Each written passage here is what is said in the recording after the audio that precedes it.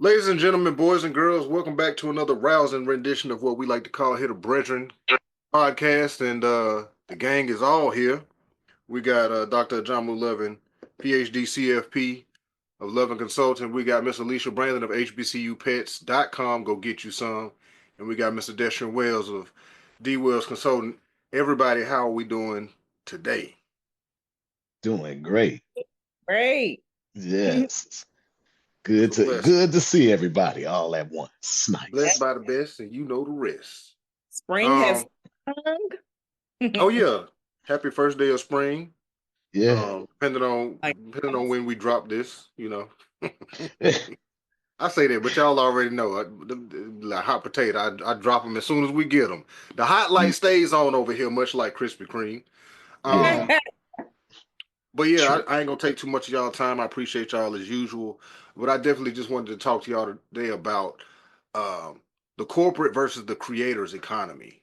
And I think most of us are definitely have dabbled in both, dabbling in both consistently. We hold corporate jobs, and then we're also creators of sorts. And I like the term to use the term creator because it means that we are creating something much more often than a service sometimes, and most times we're also creating a product, but we're creating something. I think creator often gets kind of put on like content creators and influencers, but I'm talking about it from just an entrepreneurial standpoint where we are putting something out into the world. But in true Brethren fashion, before we get started, definitely want to cheers to a wonderful conversation being had and gems being dropped and somebody being able to pick up the crumbs. Cheers. Bet.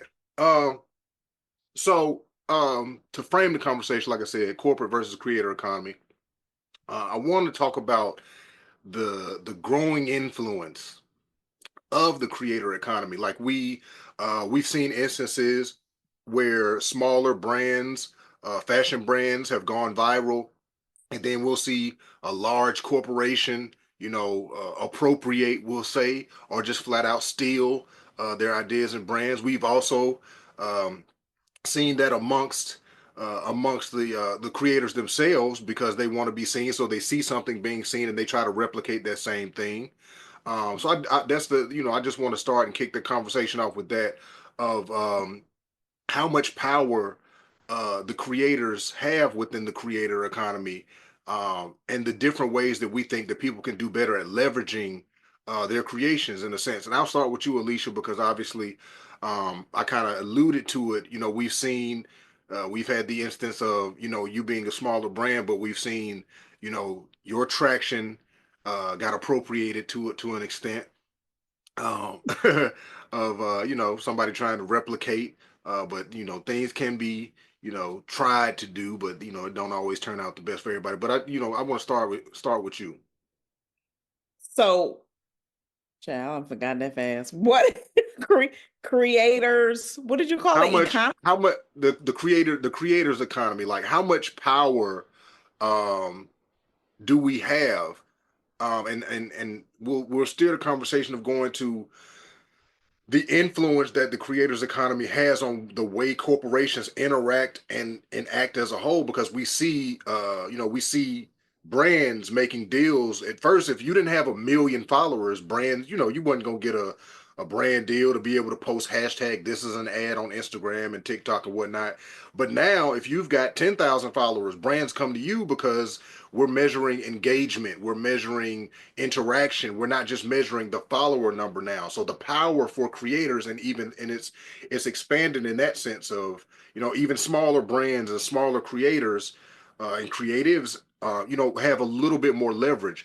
But what can we do to build on our leverage? How can we get more? Where's the access and things of that nature? So I think the landscape has definitely changed as far as the creatives' influence on corporate. One thing that came to mind instantly when you were talking about that was well, first to your point about like the influencers. Before it used to be like if you like you said, if you ain't have 1 million followers, brands weren't going to kind of like pick you up. Now it's all about engagement. Are you helping move the needle? Marketing looks completely different now. I'm sure now if we said in marketing 101, content creation is going to come up today. As in when I was in school, when we were in school, we didn't talk about content creation. I don't even think that was a thing. Like, what is that? Right? Or it looked very differently. We're talking about ads and physical brochures and things of that nature. But one of the things that I thought about immediately was like Wendy's. Have y'all, I don't follow Wendy's, or did I start following Wendy's? I've Wendy's is some their social crazy. media team, especially on X, Twitter, whatever they want to call it, is they top notch. Listen, off the chain. Like and it really it keeps people engaged. Like I admit it had me going to Wendy's. Like, oh, let's go to Wendy's and get me a little 4 for 4 or 5 for 5, whatever it is today, because they keep changing it. But that kind of content and I mean it really does draw people in, gets them engaged, wanting to know more. Well, let me follow them, because if they're saying crazy stuff like this, right? But if you think Wendy's 20 years ago, even 10 years ago, would have never done anything like that. And it seems like a lot more brands are starting to follow suit and leaning on creatives to get the engagement that they need. I think it was Frontier recently with the whole back and forth with Southwest, because Southwest has changed the bag thing, and whoever is running the marketing frontier, they are all on it. Like, oh, well, y'all angry? Come over here. We got you free bags. Use what is a promo code like free bag or fly free or something crazy like that. So I think creatives do have a lot more influence now on what these bigger box brands are doing. But what I want to know is, are they just using the content and ideas? Or are they embracing whatever that content creator was doing first? Like, for example, like somebody came after HBCU Pets. I feel like I don't do enough content. That's another story for another day. But if somebody came for HBCU Pets, are you just coming to me because I'm a creative? Or are you going to wrap around my brand and help push that too? Right. And you bring up a definitely a good point in that's part of this conversation because excuse me, we talking about the corporate economy versus the creator economy. I think the versus part of it is very important because we do see, or at least I see, somewhat of a predatory nature to the relationship between the two. Whereas are these corporations, like you said, embracing with good intentions, or are they just simply trying to strip you of your engagement, strip you of your followers, strip you of your assets, so to speak, and then just leave you high and dry? We can look at a Target and Sorry. see the turmoil that it's caused, especially with the black creators, where we're heavy on y'all, especially during Black History Month. But outside of that, we creating whole black sections in our stores, and then all of a sudden now, due to political pressures or whatever it is, we're getting rid of all of that. And it was like, well, were you ever fully invested in this, or were you just looking to pick up these creators and steal their influence? But Doc, I see you scratching that chin with them thoughts. What you got going on? Now, it's funny because I think of it as one economy. And the reason I think of it as one economy is because you have the element of capital, like Hmm. flat out money and scale operating in there. So they as large companies try to create virality, right? They try to create something that's viral by putting a commercial or something out there or running a particular initiative and putting money behind it, right? That's the way in which they try to make something viral. And what they've found, I'm sure, and what I think we've all found is that there's an organic, almost irreplaceable essence that comes with that person to person virality, where there's just something about the video, something about the person presenting it, something about the message that is special and appeals to lots of people in a way that makes them want to go out and actually, support whatever it is that that person is supporting. And so you will see corporations who feel like their message is consistent with that creator come down and try to get some of that magic or buy some of that magic or somehow do something adjacent to it so that they can look like it. And, they say imitation is the most sincere form of flattery that the mediocre can pay. You see, that's the deal is that Corporations, despite the fact that the Supreme Court what might say that corporations are people too, they're not people. And their ability to touch people in the way that individuals can touch people is hampered. And as I, you know, usually would say, people are more important than things. Boom. they they I gotta realize start that putting I too. gotta start putting cheers and fireworks every time you say Yeah. it from here on out. They realize that too when they see how sticky those relationships are, and it's difficult for them to create that same type of stickiness, all else the same, right? And so when you talk about the corporate versus the creator economy, I think it boils down to the element and presence of the people. I also think it's one of the things that these companies are going to potentially regret about the way in which they capitulated to these changes in diversity, equity, and inclusion. Mm, Because on a human level, right, even though people don't necessarily appreciate quotas and all the rest of these things, we see and research bears it out that people tend to shop with places that are more diverse. mm, Companies that are more diverse tend to perform better in terms of decision making and all of these things, right? And so I think one of the most impactful things that you can have besides a rule or law or something like that that compels individuals to to to work with folks who are not like them is something that is market driven, that mm. when you behave this way you lose in comparison to your peers. That's what's hard for corporations. And so what I'm hoping, and I guess what we're seeing in some cases, is the aligning of relationships between these corporations and creators. But to your point, these seem to be relationships of convenience, and that's Mm. what corporations have pretty much always done. But Right. people have a little bit longer memories now and a few more options now, and so companies have to be a little bit more careful about the image that they are broadcasting out there of themselves, because people remember. Right.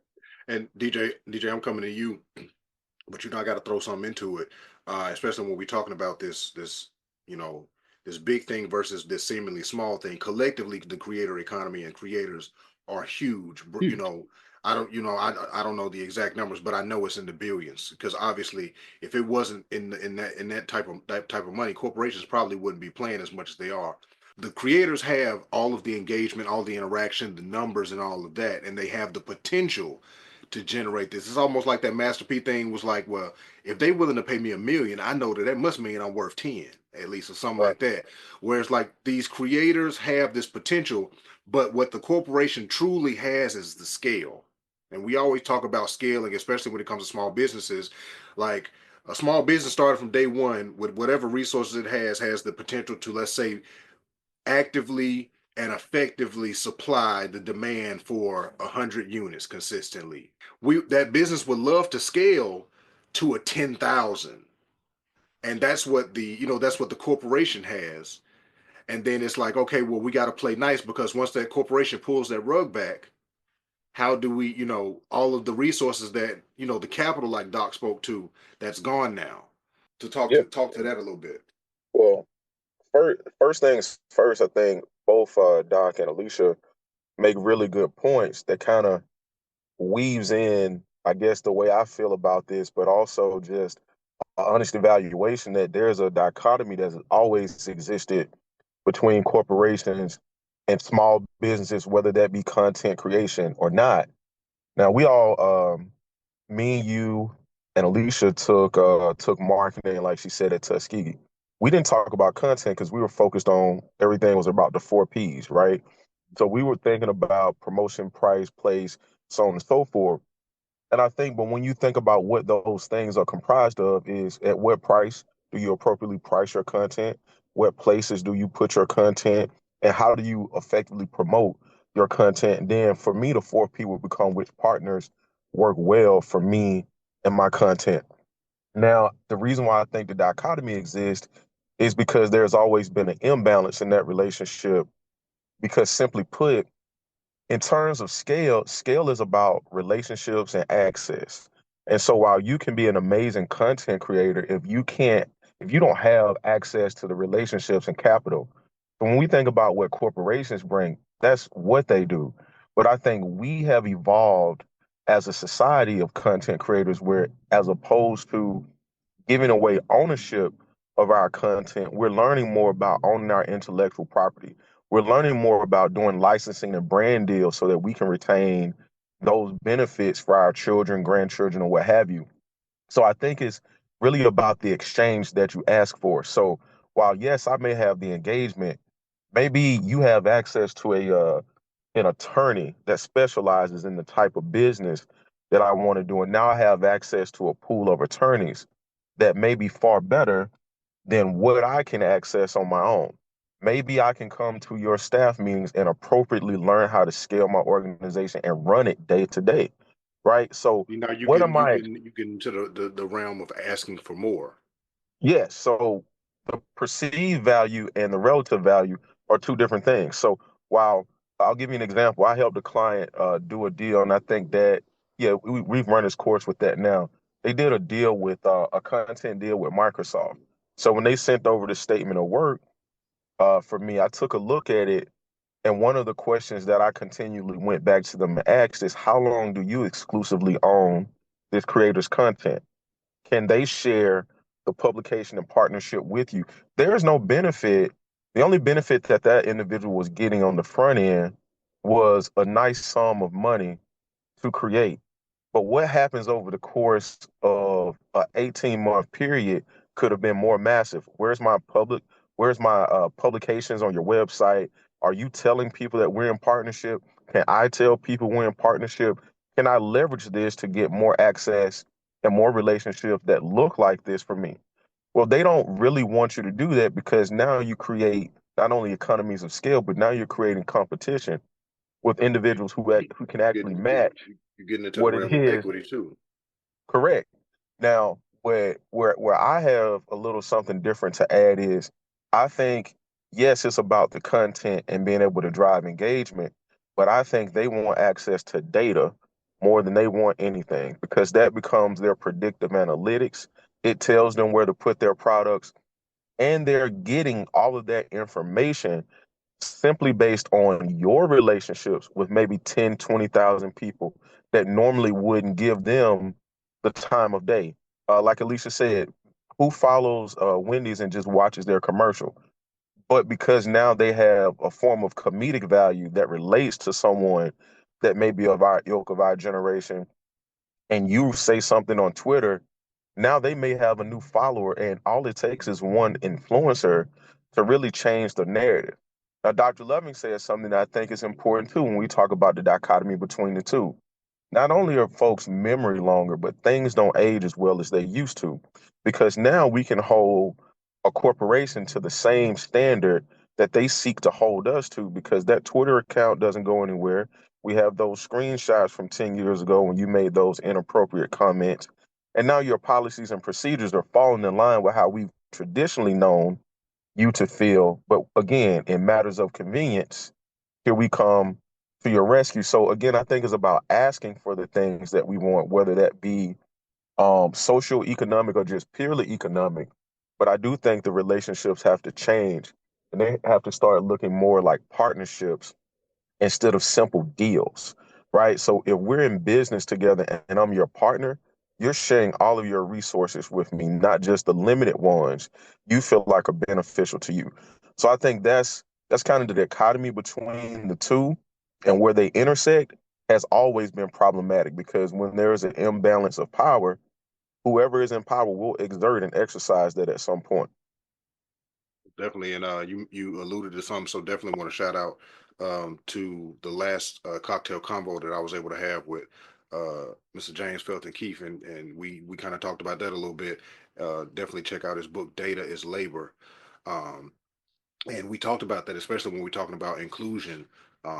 Ownership of data and private information and things of that nature, falls into those realms as well, where we're providing a lot of data to these companies, these platforms, and they're making money off of everybody, whether you have a product or service or not. And that, you kind of also alluded to the content creators to product pipeline, where we're seeing, this level of fame, where like this digital fame, where you get digital fame and then you create a product, and that comes through either you're creating that product for yourself, or like you mentioned, there's a licensing deal in place. But then how much of that are you actually getting? Are you getting royalties? Are you getting a lump sum in the beginning? And having these conversations and then asking for more and asking for equity when it comes to making these different deals as content creators, and as product owners, because we know of, celebrities.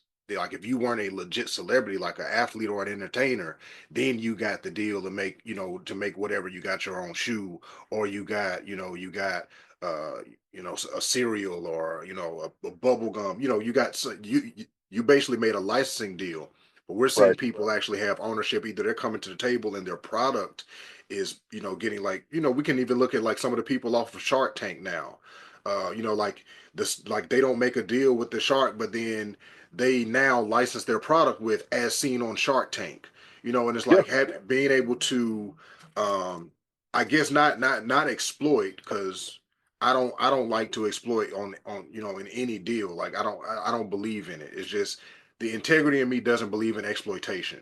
Um, Well, I'll give you an example of what I mean, what I think is a good example of what partnership looks like. And when you're not necessarily coming in to try to cannibalize someone's content, their business. You see an opportunity to change the face or landscape of an industry. You look at what Kevin Hart is doing with Kai Cenat and Drewski, right? He's bringing them under his wing to teach them how to run a full-fledged production and media company. So he's saying, hey, you already have a great platform. I think I can elevate it by lending the resources of my team to you. So, okay, let's create a pilot together. You're going to meet with my team. My team is going to help you understand. You're going to come to these meetings. You guys are going to come back with a sketch for me, a draft. And, if you guys are serious about this, we can make it work. Now, I think we all know Kevin Hart can pretty much do any movie he wants to right now, but who's next, right? And if yeah, he's identified these guys as highly talented individuals that simply need to understand how to navigate the business environment, now you expedite the or you become a force multiplier. It's not additive anymore. You're a multiplication factor. So he's becoming a force multiplier where his production companies, yes, they will likely benefit because these brands or these content creators are likely going to come under his brand initially. But he's teaching them how to go out and have their own. And so I think what you're seeing again is the education is being sped up because you do have people in the space that are not looking to cannibalize you. They're looking for force multipliers because how long can they be the one sustainable entity that brings forth something? And so I think once you get to that point, you're looking at a different level of engagement. So that's what I mean by true partnership. When we look at other things, like you talked about Shark Tank, they may say no there, but just the simple exposure for being able to present your idea or someone giving you constructive feedback for you to understand how to put a proper valuation on your organization or your content. All of those things are important because people that we know now, we see on Instagram, TikTok, wherever, they become famous for more faster than they become profitable because these are bad deals that they're getting. So fame and profits are different. You show me a person with 10,000 people that buy faithfully from them, and you show me a person with 100,000 followers. I'm not sure which one I want to be in business with because I want to know what's your conversion, right? And so profits and fame are not the same. And I think because some people chase one over the other, it tends to govern how they do business. I think that again, there has to be a balance. I don't think people chase one over the other. I think people chase one and assume that the other automatically comes with it. That's Like if fair. you making plenty profit, the fame comes with it. If you get famous, the profit comes with it. And we kind of talked about it when I talked with JFK, and Alicia, I'm coming to you. We talked about, we see people like trying to go viral, and then it happens, or they go viral by, whatever happens. And then they're trying to catch up with the virality of it to figure out how to profit off of it, because the social media platform is making their money off of it. people that are already monetized have, taken the video and now they're sharing it and they're getting the engagement and getting the, getting the views and the payments off of it and the reaction videos and things of that nature. But the initial subject, the person who posted it, doesn't have anything in place for them to profit off of it. And we see that a lot. Um, and then also being able to, like you said, the conversion rate there, unless you have been monetized by these platforms, which means we're just simply going to pay you on views, and that, those views have to be in high numbers for you to make something significant from it. You don't have anything to convert with. You don't have anything that you're converting. You don't have any kind of funnel of, hey, y'all, now that this has gone viral, y'all check out my business. Because if Mm. you don't have an online presence, there's nowhere for them to go.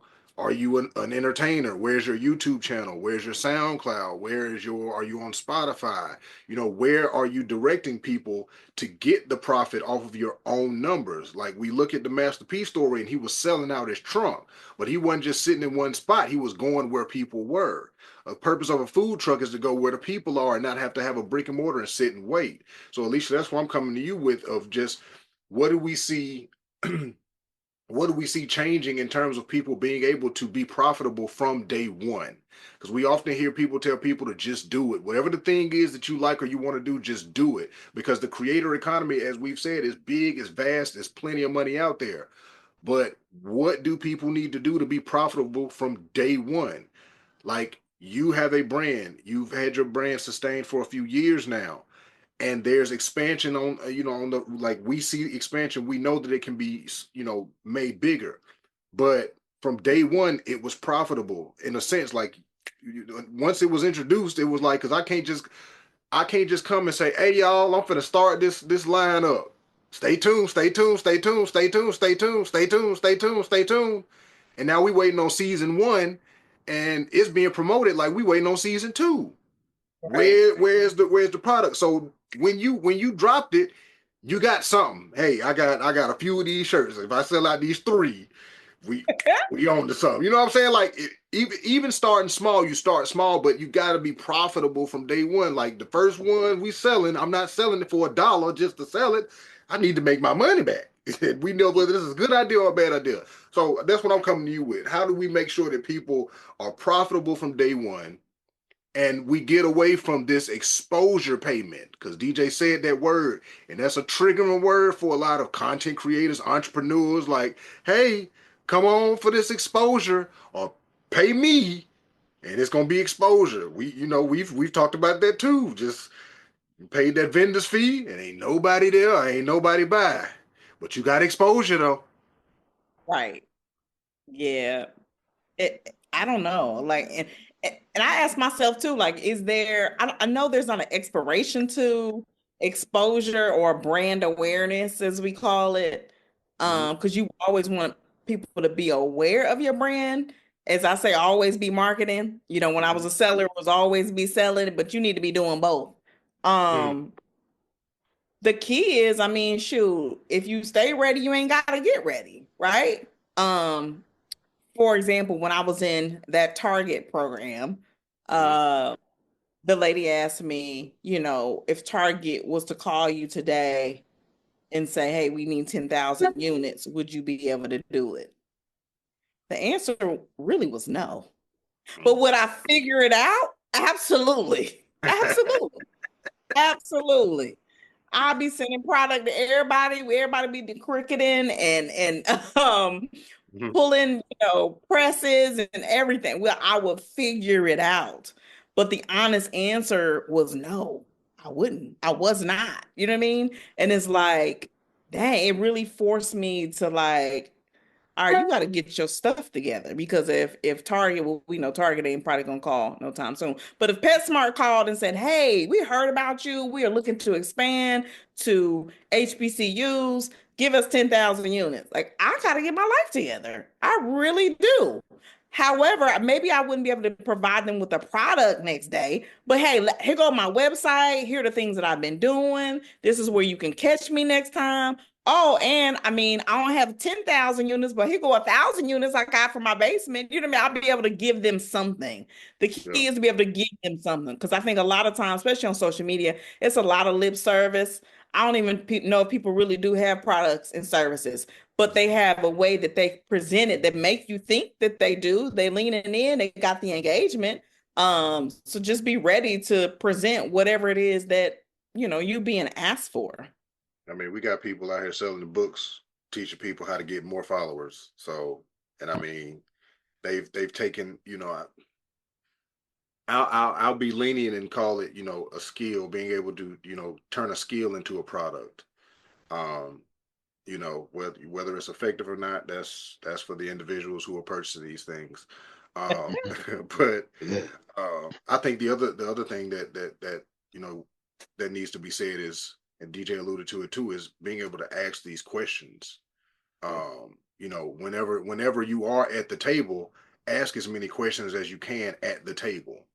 Yep. And I think that hinders a lot of people, not just us. It hinders a lot of people where people may be too timid or too afraid to ask the questions at the table.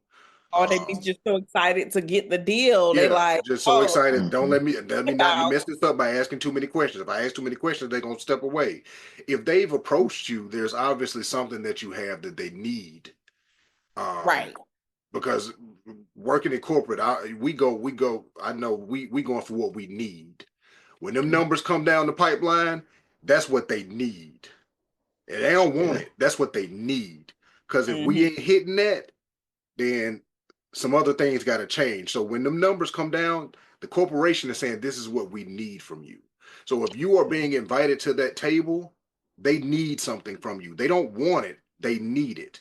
And I think, Hmm. that level of confidence and knowledge has to be bestowed upon people to understand that, so that we're not afraid to ask these questions.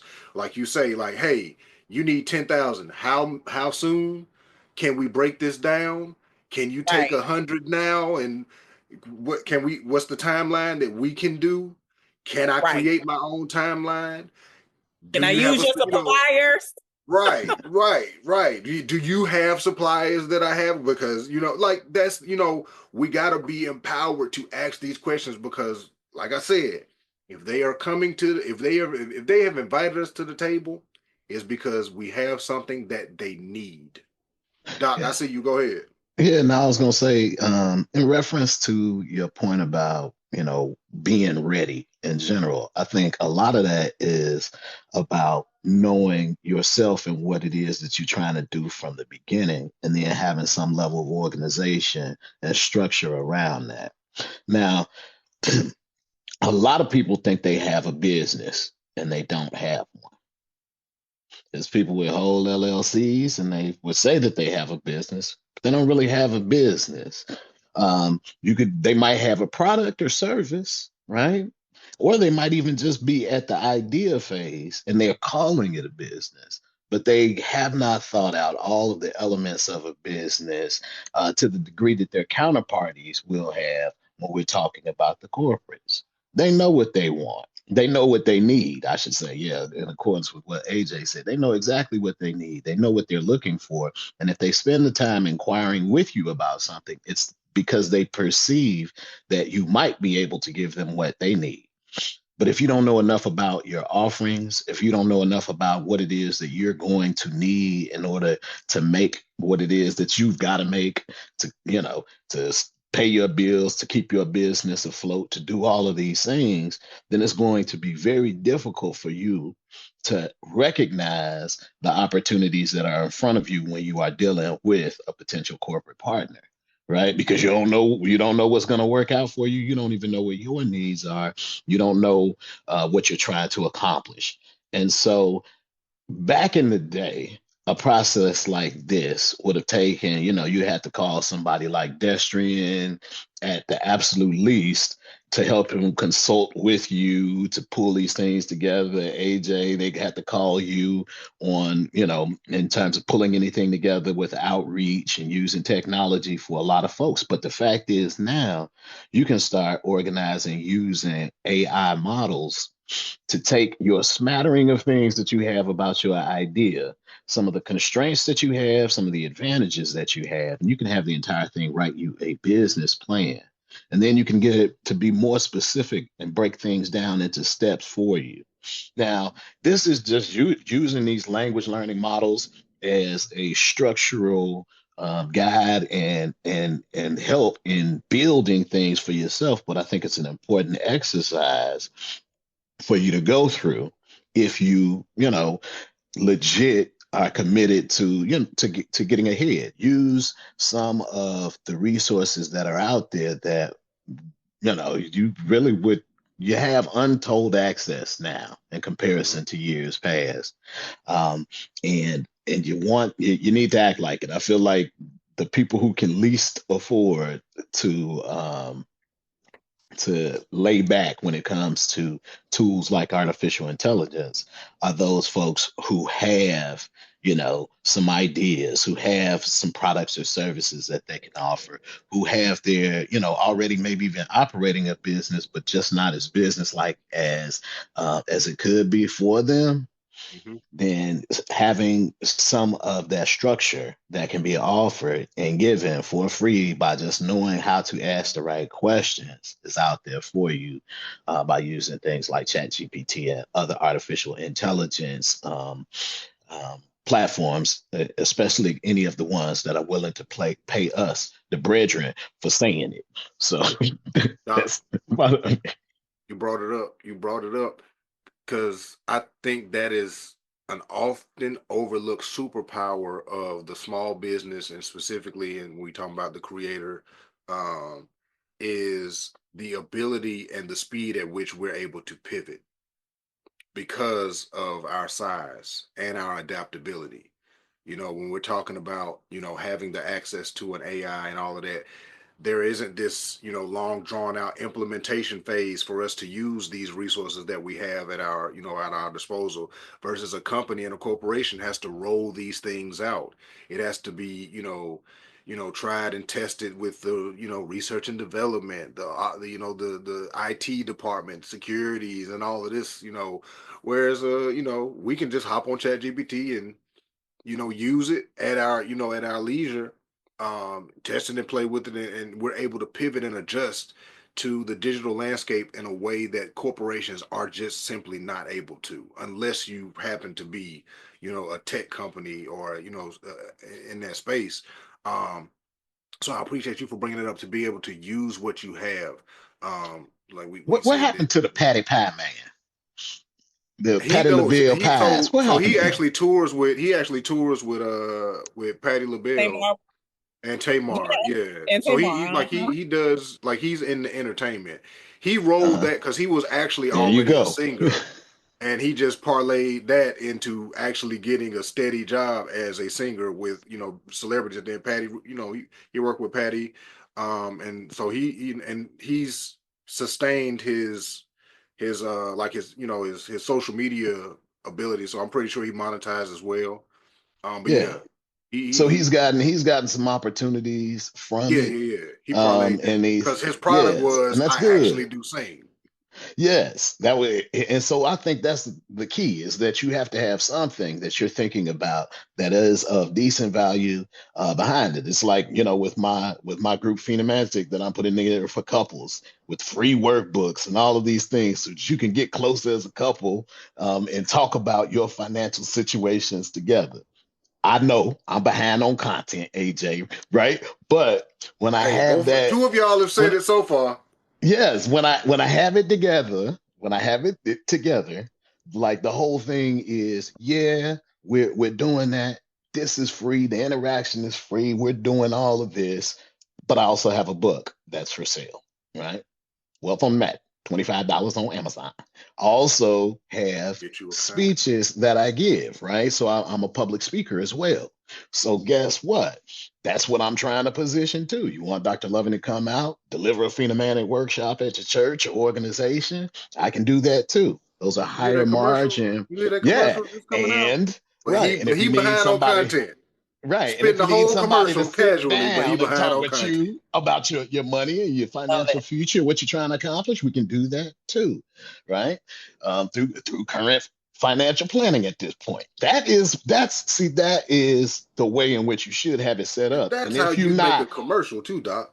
Yes, When and you if you're behind not on content. lazy, right? I was gonna say if you're not lazy like I've been, then you could do very well. And hey, laziness is not a horrible thing because back to the patty pie thing, it is now an institution. They are selling Patty LaBelle sweet potato pies every single. Well, they're all year, by the way, but a bunch of them around Thanksgiving and Christmas for the holidays for lazy folks that don't want to have to boil potatoes. And so this it works in all kinds of ways. But my point is that you want to start with that goal in mind in terms of what it is that you want out of the overall interaction. And I think when you do that, you'll be more prepared when these opportunities come out. You'll be more prepared to recognize the opportunities, and then you'll be probably more prepared based on your knowledge of yourself and what you need within your business to ask better questions,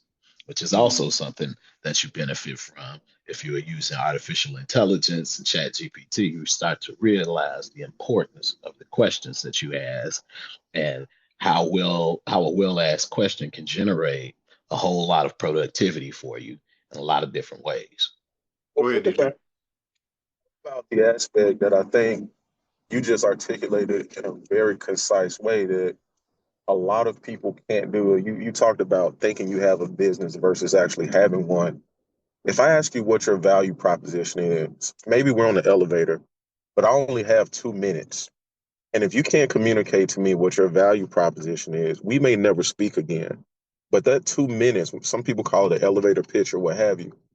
I need to know your value proposition. And in order for you to, in my opinion, in order for you to really craft that, you got to do something that's uncomfortable for most people, and that's try to put yourself out of business. So you need to figure out what risk factors are there to put you out of business and make them strengths.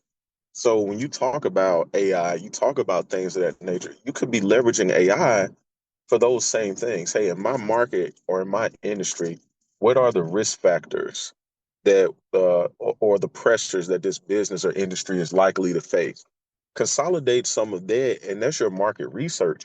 But the inability to communicate the value that you bring, ultimately, once you get to the negotiating table, that's going to be a key factor in someone determining the value in which they place on your business. And that's why when you see shows like a Shark Tank and others, the people that can communicate their value proposition the best tend to walk away with the deal. It's not always the best product because you have product people that can help you redevelop and do some soul searching on that.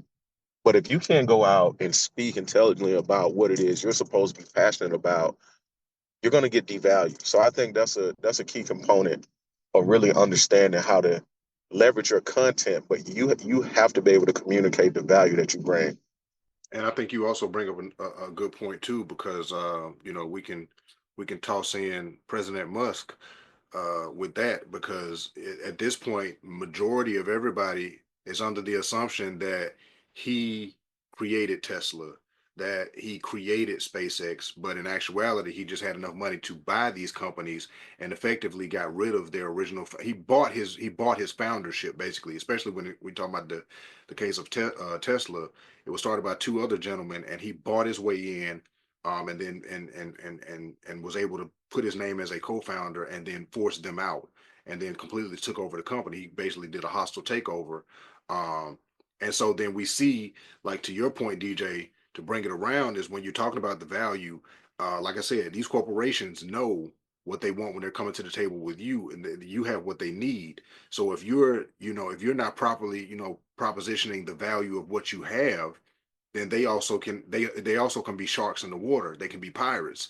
They can say, all right, well, you clearly don't even know what you got, so I can hit you with this 360 deal, and boom, we out of here. We off to the races, and then you're gonna have to eat this, because this is all tightly bound in this paperwork that is legally binding. So it is what it is, and this is the game that we gonna play.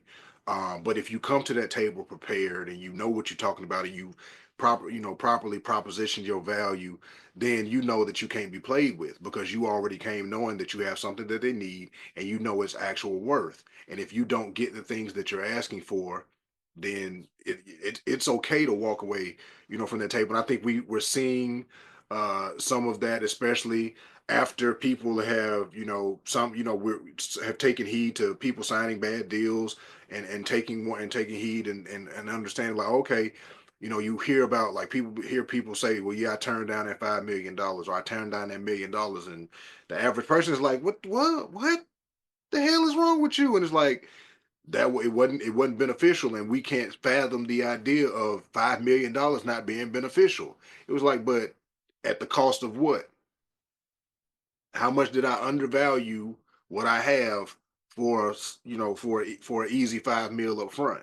And if they was giving me 5 mil, they obviously was gonna make at least double because corporations ain't in the business of just donating. That comes through the foundation. So unless you getting a grant, what we just giving you five million for, if it ain't gonna be profitable for us on the back end or at the same time. So I think um, everybody has made great points, and I think me personally as a creator. Um, have been emboldened a little bit by this conversation of understanding what actually is there, and then also being a little protective of what you got. As a creator, be very protective of what you got, because if it ain't worth nothing else to nobody else, it's definitely worth something to you. So does anybody have any final thoughts, final words, Alicia? She showing that snack, Doc, over there snacking. You wrong for that, boy. Hey, You was a shady photographer. I mean, just I see you on there eating. You ain't right. hey, But we look. my We don't release the video versions yet. So look, yeah, Right. we We snap. good. We give you give you Doc put on my his Kango. We about to get a message. Go ahead. Right. Go ahead, Doc. yeah. Nah, this, this message coming from Dr. Hayton. See, Dr. Loving give it to you with the love and the sweet and the optimism and tell you people this is more important than things and all that. Dr. Hayton gonna let you know. No, not Folk the alter don't ego. folk don't care. They don't care. They don't. The folk in the company don't care, and the peoples around in the world don't care unless you can do something for them. And when you do something for them, you better be knowing how to do something for them at the same time, getting something for yourself. Or ain't nobody gonna have nothing except them, and you ain't gonna have nothing. And all the other folks be out there looking at you like you's a white mouth mute. All right. So the day got the end. All There right. you go. At the end of the day, the day got the end. Now, if they got the money and you need the money, and you got the honey and they need the honey, then make the money and the honey work. You see, Somebody selling and somebody buying.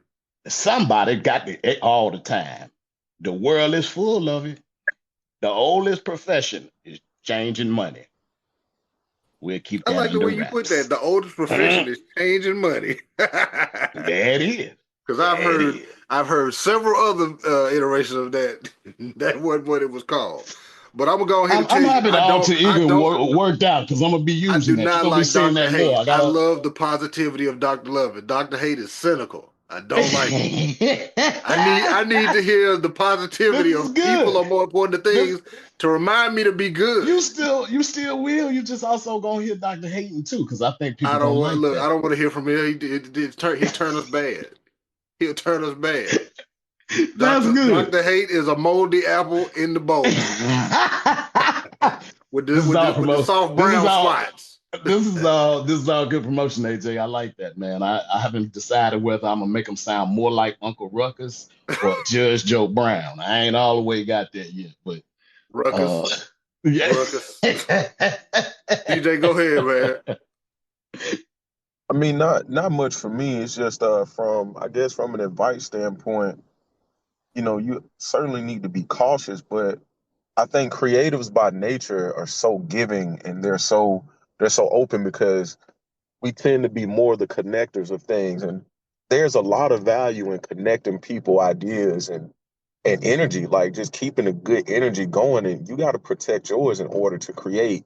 So I would just say you got to keep your mental space clean. And part of doing that is, again, just knowing what you want, knowing what you need, and making sure the people that you put around you support that, because it's hard to create from a negative space. And Yeah. I think, creatives do their best work.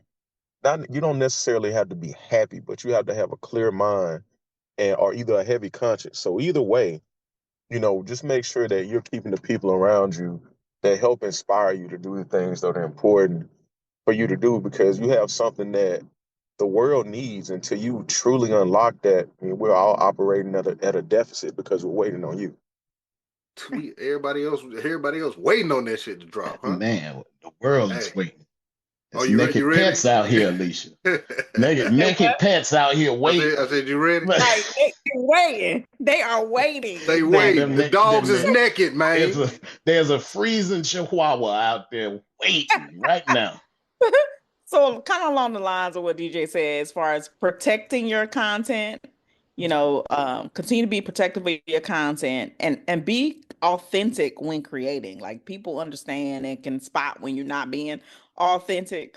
And then the money and or the opportunity will come. Just keep at it. Be consistent. And I need to, take my own advice as well. I love when we all talk to ourselves. That's what this is for. Okay. We just so Yes. happen to record it. Preach to me, Alicia Brandon, I, because I, I need to hear it. y'all both had a conversation with each other just on this episode alone. Of both of y'all said it. I didn't say it. I say it to y'all privately in the group chat, individually. Yes. But y'all Yes, said it that's out true. loud to each other today. So, keep replaying this episode amongst yourselves. Yeah, Right. yeah, yes. I'm I, sure you will. You love to be right. So yeah, no. it's not even a love to be right. I'm just consistently reminding y'all that the world waiting. There's naked dogs and people that need help financially, and they waiting on y'all, and they ain't heard from you. So, not me, not me.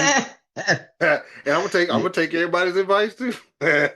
um, but as usual, man, I appreciate y'all for going on this journey with me, man. Just to echo everything that everybody said, um as creators, use what you have and know what you have, know the value of what you have. And when you are approached by these seeming giants, remember that you have what they need, not what they want. You have what they need, and you always have what they need. That straight drop. And understanding the power of creation in general. Creation is a big thing. Creation is a massive thing. Creation is a sacred thing. And never get into the mindset of creation being a small thing. So just understanding the power of creation in general, and keeping that at the heart of it all. Everything that we are creating and putting out is special to, if nobody else, us, you. So keep that in mind. Hold it tight, protect it, don't let it be exploited, and don't you exploit it, because most of it comes from a gift if you're genuine and authentic about it. So keep your integrity. Um, you can find everybody hbcupets.com.